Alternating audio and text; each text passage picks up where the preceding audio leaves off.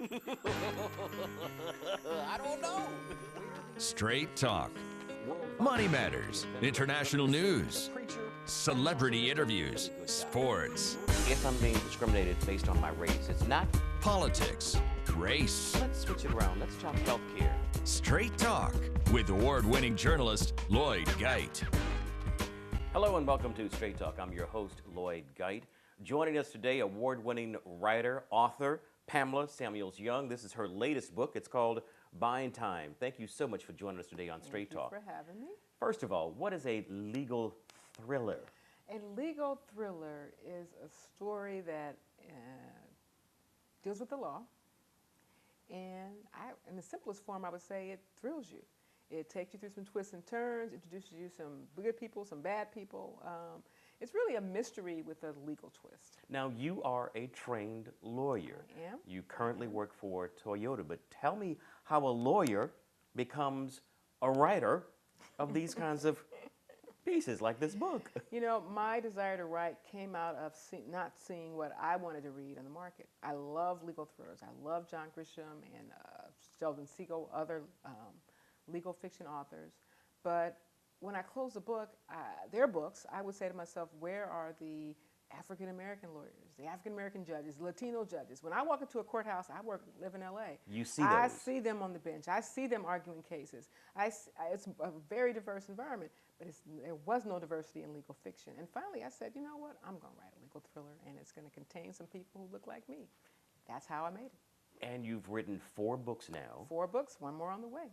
And let's back up a little bit. You first started as a journalist. Tell me about that. At a television station in Detroit. Yes. You know, I think when I first started out my career, my desire was to be a television reporter. And I went to USC undergrad, got a bachelor's degree in journalism, then went to Northwestern, got a master's degree in broadcasting, and set out to be a top-notch journalist. And I think I had a little stage fright about being a reporter. Really? I was always confident about my writing skills. And it sort of fell into a writing position. First job out of college was at WXYZ TV in Detroit. The number one station, wasn't it? Number one station Yeah. there. And from there, went to KCBS in LA. And just enjoyed the writing. And you know what, though? Being a journalist and a lawyer is the perfect combination for writing legal thrillers. One, because I'm still working full-time as a lawyer, I write very fast. Why? Because I spent 7 years writing under the gun in a TV newsroom. And I also have a short, sort of snappy news, grab-em style that came from my journalism background. So marrying my legal background and marrying that journalism skill actually turned out to be great. But you got burned out on journalism. I did. You know, 7 years coming in the newsroom every day, and everything you do is under the gun. You know, it's a very good career for a youngster. I mean, youngster, you're right. My 20s and early 30s. I mean, my early 20s, that was cool. I mean, but after a while, you know, I mean, you know what a newsroom is like. Oh, yeah. You walk in there and you got to do it, and you write it in 30 seconds. You want the 30-second stories, or a minute, and you run and you're cutting tape and you're doing it. And it's kind of fun because I was in the newsroom on some very big news days, and I still remember them. I remember the day when Ronald Reagan got shot. I was in the newsroom on that day, and the team effort that goes in, you just go into overdrive and you get it done. But I just got burned out, and I had always thought about law school. But I was like, you know, I mean, I grew up in Compton. I didn't know any lawyers, and it just seemed like such a big, hard career. But one day, you know, after being burned out and having a bad day, I said, you know what, I'm going to do this. And you did it. And I did it. And then you started writing. Tell me about Buying Time. There is a woman who appears in all of your books, Mrs. Henderson or Miss Henderson. Bernetta Henderson. Yes. Tell me about her and how she gets into this book. Okay. Now, Vernetta, this is really my first standalone. So Vernetta isn't in that one. Oh, she's not in this one? She's not in that one. She's in the first 3. Okay. And this is my first attempt at a standalone. But one I'm working on now, I'm going back to Vernetta. You're going to put her back in there. Back to Vernetta.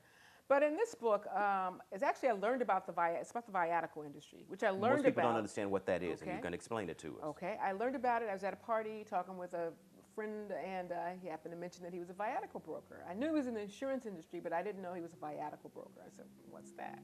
He helps dying people sell their insurance policies for cash. Dying people? Dying people.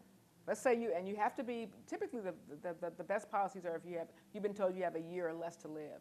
somebody, and you may not be working anymore. You may need money. If you have a $100,000 policy, somebody may give you $60, $70, $80, $90,000 on that policy, cash money within a matter of weeks. And that's real. And that's real. That's real. Licensed by most states. And when you die, that person gets the whole 100,000. It's like investing. It's an investment in death, frankly. But it's been abused over time. But also, it's a practice that people need. And you think about it. You heard about this at a party. You met this man at a party. I heard about that, and instantly I was like, that is a backdrop for a legal thriller.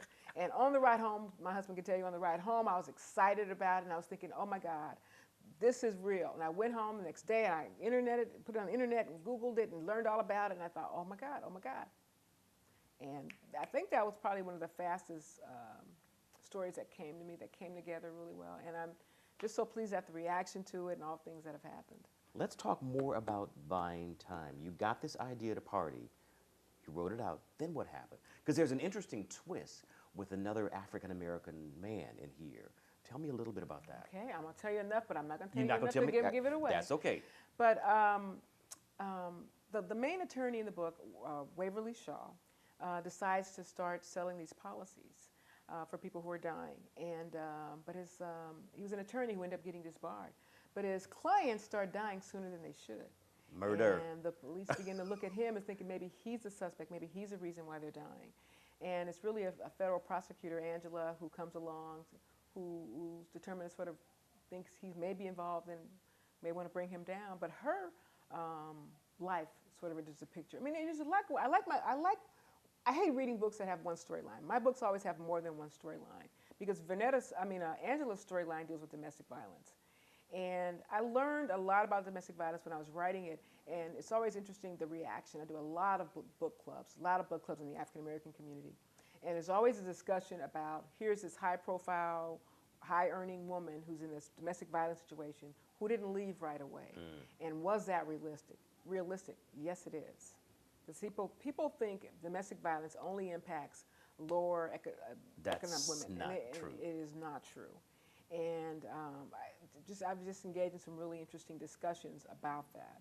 You know, in those discussions, we realize that we know women who are these incredible power brokers on the job, but in their personal lives, Topsy-turvy. It's another story. Yeah. It's another story. Now, I know where you got the idea for this, but what about some of the other books? Where do these ideas come from? A lot of them are real things. They are. You know, my second favorite book next to Buying Time is Murder on the Down Low, which was probably the biggest learning experience for me. That idea came from watching an Oprah show one day. And on the show was J.L. King, who was with The Brother on the Down Low. And I was sort of floored to hear him say, I sleep with men, but I'm not gay. And he was describing this underworld of men on the down low. And I was very disturbed by it. And the next day I was driving to work and I thought, what if there's a serial killer in L.A. targeting African-American men and nobody knows why? And what if they share this dirty little secret, being that they are on the down low?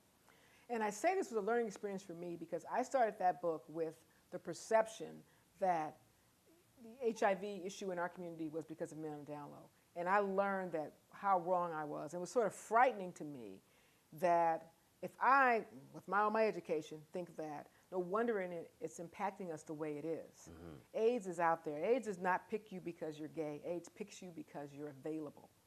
And there's a lot of reasons that I think that our young girls are being impacted at a rate that's much higher than other segments of the population. But that book was such a teaching tool. While it was a legal thriller, it was a teaching tool because African-American women are in the forefront of those coming down with HIV and dying from HIV. Exactly, and I don't think that our community has embraced it enough. I don't think that they have embraced the problem. I mean, we're going to look up here and in 10 years or 20 years and look at how this is grabbing us. But it was a learning experience for me. It was so frightening when I sort of sat down and I finished it, and it was really a young woman half my age who read a draft from me and said, "You're missing something here," who pointed me back in that direction. Really? And when I did more research and I looked at these facts, it's not a gay issue. It is not, and we think it is. It's not. It's not. How did that book impact the lives of people? You know, usually we pick up something like this, mm-hmm. or the murder on the down low, we think we're going to be entertained. Yeah. But it was entertaining, but also I think it touching. did, and I've heard people say, you know, it scared me. It made me think of different things. And I remember being at a book club meeting where a woman who wasn't even part of the book club, who had decided to come after knowing that I was going to be at this bookstore, sort of stopping the meeting when she said, you know, I think I may be HIV positive, but I've been too afraid to go get tested. I'm going to get tested now. Wow. And it was just like, it was a moment for me. So I'm hoping people are thinking differently about HIV. I think I think our young girls have to say, brother says he doesn't wear a condom, they got to have the self-esteem to get up and go home, okay? It's about us protecting our bodies, so. But you don't necessarily, in the other books, you don't necessarily write to impart some information to people. That's really not your goal for. Because I don't want to hit them over the head, but I want to entertain you. But if I can sneak in a little something or make you think about something, then I think I'm doing a service. Now, you are still a full-time lawyer at Toyota. How do you keep a full-time job and write 4 books in 4 years? How does one do that? And you're married, which means you have a life. Yeah. I have a very supportive husband. But a lot of prayer and a lot of hard work. I may write on the weekends. I may come home from work and go to Starbucks or Panera Bread and sit in the back in the corner and get a couple hours in. And I just use it whenever, there's this great program called Dragon Speechware. I'm in the car, I got a 45-minute commute. I am maybe dictating a story in my car on the way to work. And it only works for the first draft. But yeah, I actually dictate it. And I'm not worrying about how great the grammar sounds. I just want to get that idea done. Then when I get it in the computer, and you just log it in the computer, and it just transcribes it, and it's pretty accurate. I love it. So that helps a lot. That helps a lot. You say that you write all the time when you're driving, you're dictating. I mean, that could be kind of hard. I'm one of those multitasker. people who are all over the place. So it works. Now, you have your own publishing company. Tell me a little bit about that. It is really difficult for African Americans to publish works. Tell me about your company. My first 2 books were published by Harlequin. And they didn't pick up my 3rd book, Murder on the Down Low, which I thought was my best book. And I ended up switching agents, got a new agent. He tried 8 publishing houses who all rejected it. Wow. And I was kind of devastated. The first 2 made the Essence bestsellers list, so I'm thinking, I'm out there, it's going to be a little easier. And all these doors were slamming in my face. And frankly, it was my husband who said, you know what, we're going to self-publish this book. And I did not want to self-publish because I felt that there was a stigma that, that's, oh, you can't get a book deal, you're going to self-publish. But, he really pushed me to do it. And he said, we're going to do like the rappers do. We're going to take it to the streets. And frankly, it's almost what we did. But, so many doors opened. I ended up getting a distribution deal from the Independent Publishers Group. So they are my distributor. So I don't spend any time mailing books or doing any of that. It got Buying Time, which is self-published, got recognized as a fiction award for the Black Caucus of the American Library Association. And when you look at their past books, they're not self-published books. They're books by major traditional publishers. So that was such an honor. You mentioned your husband. Let's talk a little bit about him. You are this high-powered attorney with all of these degrees. He's a plumber. And you actually wrote a book. Like you sort of willed him into your life. Tell me about this. That's exactly how I did, because I wrote the story about Vernetta and Jefferson. Vernetta is an attorney at a major law firm. Jefferson is an electrician. But he was this strong, confident brother who could handle her. And frankly, I've always been attracted to those really strong men. And, and then funny, I'd written that story, then he came into my life, and it was perfect. And people are always asking him, is this you? Are you Jefferson? So well, now, do friends of yours wonder if they'll end up in one of your books? Oh, yes. Because some of your characters, you actually do pull from people that you know. I actually do. I actually use some of their names, and it's kind of fun. It's kind of fun to do that. It's kind of fun. I love doing that. I'll take some aspect of it. Because when my mother read Infirm Pursuit, she said, you sure did? I make me and your daddy look country. And I was like, no, I didn't.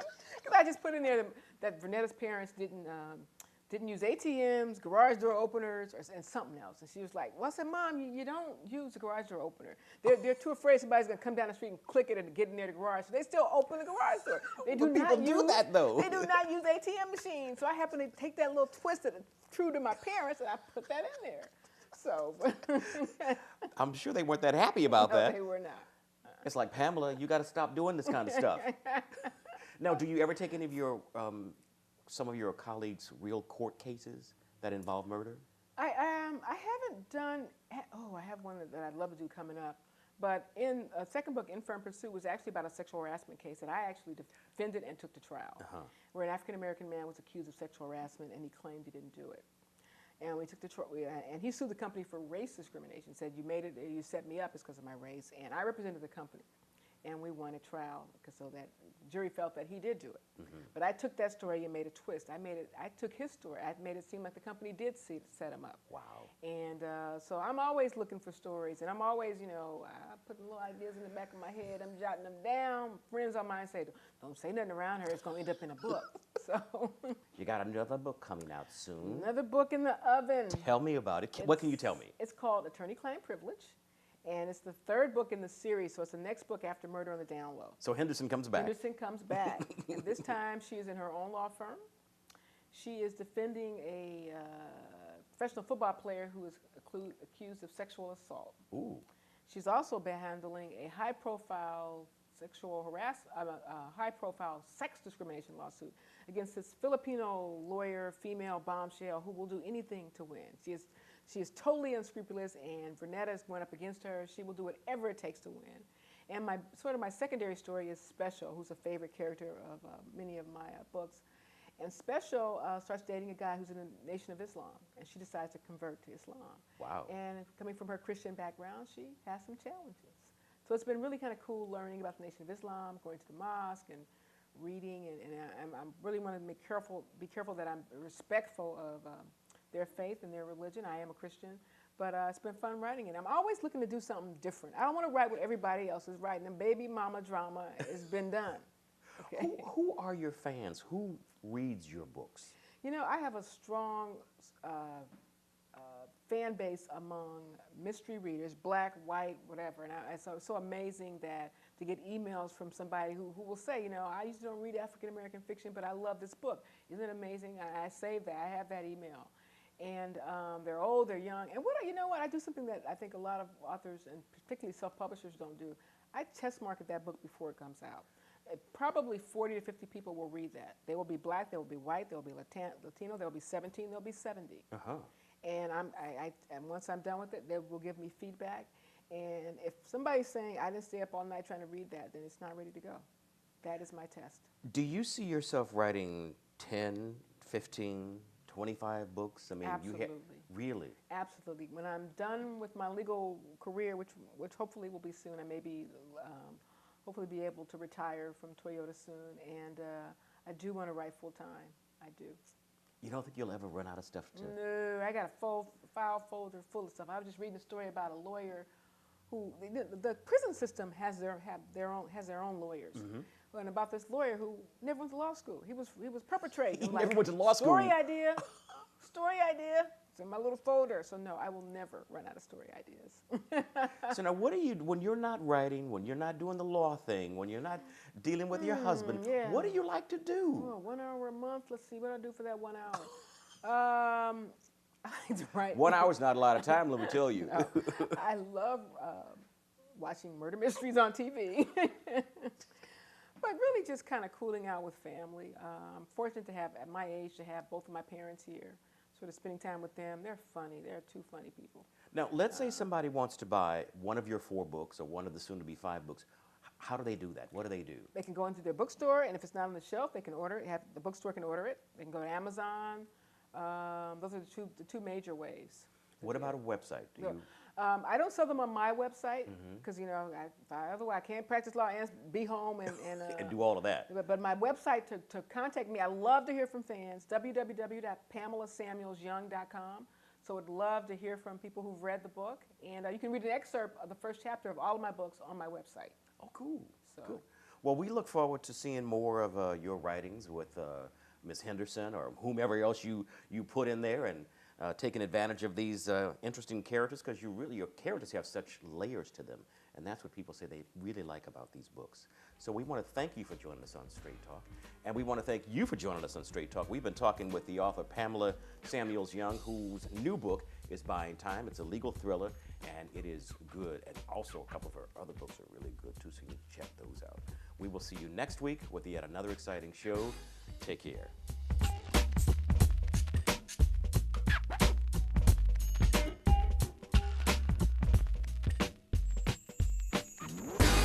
Straight Talk with award-winning journalist Lloyd Geit.